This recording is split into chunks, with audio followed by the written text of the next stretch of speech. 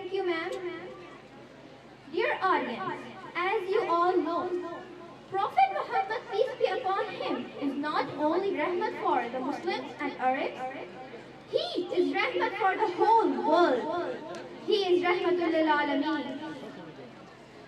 Balaghal ula bi kamalihi, kashafat duja bi jamalihi. Hasunat jami'u hisalihi, sallu alayhi wa alihi.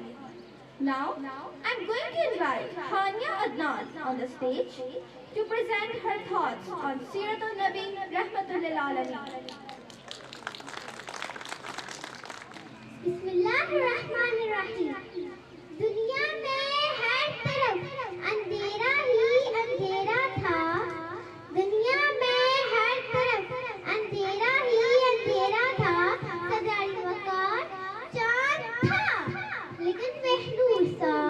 तारे थे, लेकिन मुझे बुझे बुझे से।